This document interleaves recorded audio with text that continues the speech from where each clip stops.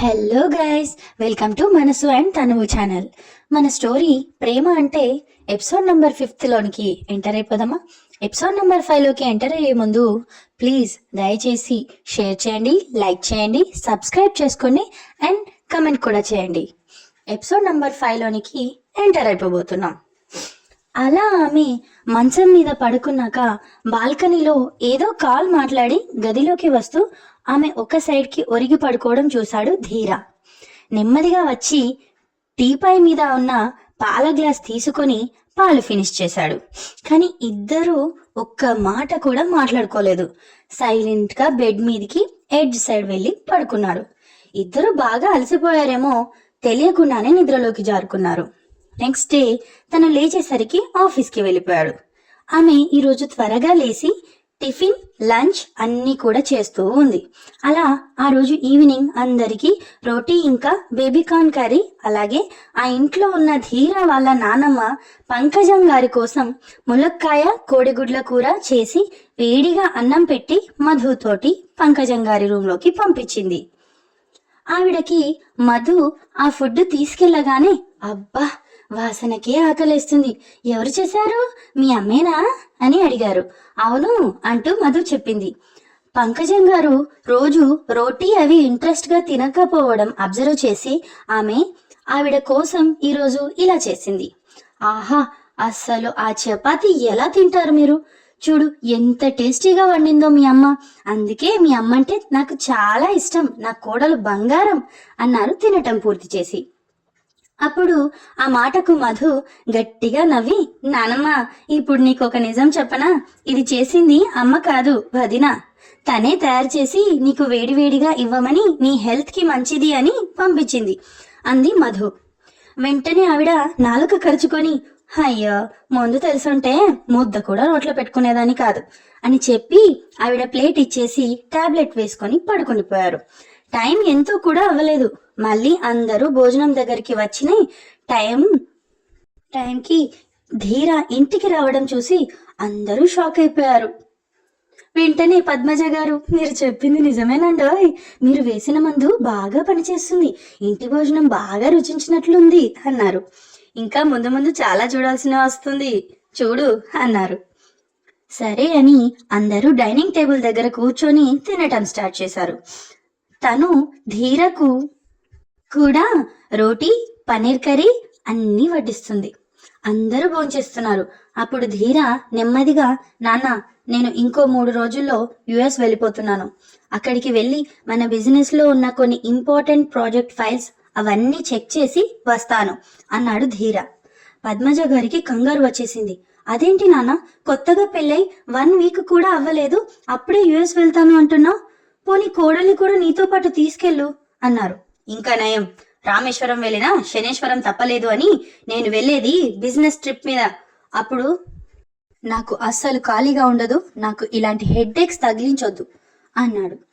అప్పుడు తన చేతిలో ఉన్న గరిటను కొంచెం గట్టిగా పట్టుకుంది. ఒక్క షాప్ లుక్తో ధీరను చూసింది ఆ అమ్మాయి, కానీ ఏమీ మాట్లాడలేదు. బాధని కళ్ళలోనే ఆనకట్ట కట్టేసి ఒక్క చుక్క కూడా బయటకు రానివ్వలేదు. సరేనా అయితే వెళ్ళు, కానీ ఎప్పుడు వస్తావు, 10 డేసా అంటూ అడిగారు ప్రమోద్ గారు. నానా, నేను వెళ్ళేది మనం కంపెనీలు కొత్తగా స్టార్ట్ చేయబోయే ప్రాజెక్ట్స్ దగ్గర ఉండి చూడడానికి, కొంతకాలం అక్కడ ఉన్న బిజినెస్ కూడా దగ్గర ఉండి చూడడానికి. 1 మంత్ పట్టొచ్చు, 1 ఇయర్ పట్టొచ్చు, నేను చెప్పలేను కదా ఎప్పుడు వస్తానో అన్నాడు కోపంగా ధీర. ఇంకా ఎవరు ఏమీ మాట్లాడలేదు. అందరూ భోజనాలు అయ్యి ఎవరి రూమ్లోకి వాళ్ళు వెళ్ళిపోయారు. పాలు తీసుకొని గదిలోకి వెళ్ళింది ఆ అమ్మాయి. ఒక్కరోజు కూడా విరహాన్ని భరించలేను అన్నట్టుగా అమ్మాయిని గదిలోకి రాగానే పాలు తీసుకొని వెళ్ళగానే ఆ పాల గ్లాసు తీసుకొని పక్కన పెట్టి ఆమెను గట్టిగా హగ్ చేసుకొని ఆమెకు ముద్దులతో పూజ చేస్తూ ఆమెను అలాగే ఎత్తుకొని బాత్రూమ్ టబ్లోకి తీసుకువెళ్ళి, అప్పటికే టబ్ నిండా మల్లెపూలు ఆమెతో పాటే టబ్లోకి దిగి ఆమెను వివస్త్రను చేసి అతను కూడా వివస్త్రుడిగా మారి టబ్లో ఉన్న పూలతో ఆమెను అభిషేకిస్తూ ఆ పువ్వులు తాకిన కోటపంటి ఘాట్లు ఇస్తూ మళ్ళీ ఆ ఘాట్లను తన తడి పెదవులతో స్పృశిస్తూ మళ్ళీ ఆమెలో కలిసిపోయాడు. కానీ ఆమె పెదవులు మాత్రం స్పృశించడం లేదు. అలా ఆమె అతనికి ఒక డ్రగ్ లాగా అయిపోయింది. కానీ ఎన్నిసార్లు అనేది అతనికి తెలియట్లేదు. ఒకసారి, 2 సార్లు కాదు, అలా 3 రోజులు గడిచిపోయాయి. తీరా యుఎస్ వెళ్ళే టైం రాగానే వచ్చింది. సో ఫ్లైట్కి టైం అవుతుంది అంటే వివేక్ ధీరాని ఎయిర్పోర్ట్లో డ్రాప్ చేయడానికి వచ్చాడు.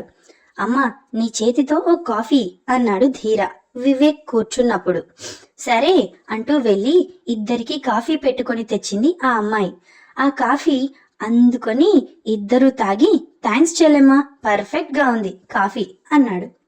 అప్పుడు ఫస్ట్ టైం ధీర ఎదురుగా వెల్కమ్ అన్నయ్య అంది ఆ అమ్మాయి. ఆమె పలుకులు ఎలా ఉంటాయో తెలుసు కానీ అతనితో తప్ప అందరితో మాట్లాడుతుంది. అందుకే ధీర కూడా ఆమెతో మాట్లాడడం లేదు. బావా పదరా, ఫ్లైట్ టైం అవుతుంది అన్నాడు వివేక్. ఓకే అంటూ ఆమెను చూస్తూ అలాగే పైకి వెళ్ళాడు. అతని చూపుకి ఏదో అర్థమైనట్లు అతను వెళ్ళిన తర్వాత ఆమె అతని కోసం కొంచెం ఫుడ్ ప్యాక్ చేసి ఆ బాక్స్ తీసుకొని గదిలోకి వెళ్ళింది. అప్పటికే ఆ గదిలో అందరూ ఉన్నారు. తన చేతిలో బాక్స్ చూసి పంకజం గారు, నా మనవడు వెళ్ళేది వాడి పర్సనల్ ఫ్లైట్లో, ఊరు బస్సులో కాదు, డబ్బాలు మోసుకెళ్ళడానికి అన్నారు. అంతే, ఆమె చేతిలో బాక్స్ ఆమె వెనకాల దాచేస్తూ తలను కిందికి దించేసింది. ధీర ఏమీ మాట్లాడలేదు. అప్పుడు కూడా ఒక్క మాట తన భార్యతో చెప్పలేదు. ధీర తల్లిని తండ్రిని జాగ్రత్తగా చూసుకోమని మధుకు చెప్పాడు. పంకజం, టైంకి టాబ్లెట్స్ వేసుకో అంటూ చెప్పాడు. ఇంతలో వివేక్ వచ్చి, అంకుల్ టైం అవుతుంది, మేం స్టార్ట్ అవ్వాలి అంటూ, అమ్మా పంకజం గారు, మీరు పైకి ఎందుకు వచ్చారు? ఇప్పుడు మిమ్మల్ని కిందికి తీసుకువెళ్ళాలి అంటే 2 రోజులు పడుతుంది అన్నాడు ప్రమోద్ గారు. అంతే, అందరూ టక్కున నవ్వేశారు, ఒక్క ఆమె తప్ప. ధీర ఓరగా ఒక కంట ఆమెని అబ్జర్వ్ చేశాడు. నిజమే, పదండి అంటూ అందరూ రూమ్ నుండి బయటకు వచ్చి కిందికి వెళుతూ ఉంటే, ఓ పంకజం, వాచ్ మర్చిపోయాను అంటూ రూమ్లోకి వెళ్ళి అక్కడే బొమ్మలా తలదించుకొని ఉన్న ఆమె దగ్గరికి నెమ్మదిగా వెళ్ళాడు ధీర. ఆమె అస్సలు తల పైకి ఎత్తలేదు. వెంటనే ఆమెను గట్టిగా హత్తుకొని ఆమె వెనక దాచిన బాక్స్ను తీసుకున్నాడు. ఆమె మెడ వంపుల్లో మొహం దాచుకొని ఒక ముద్దు గట్టిగా పెట్టుకొని మళ్ళీ వెనక్కి తిరగకుండా రూమ్ నుండి బయటకు వచ్చాడు ధీర. తను మాత్రం సైలెంట్గా వివేక్తో పాటు ఎయిర్పోర్ట్లోకి వెళ్ళిపోయాడు. ఇది ఫ్రెండ్స్ మన 5th ఎపిసోడ్. మీకు నచ్చినట్లుందనే అనుకుంటున్నాను. 6th ఎపిసోడ్ కోసం ప్లీజ్ కమెంట్ చేయండి, లైక్ చేయండి, షేర్ చేయండి అండ్ సబ్స్క్రైబ్ చేయండి. Thank you.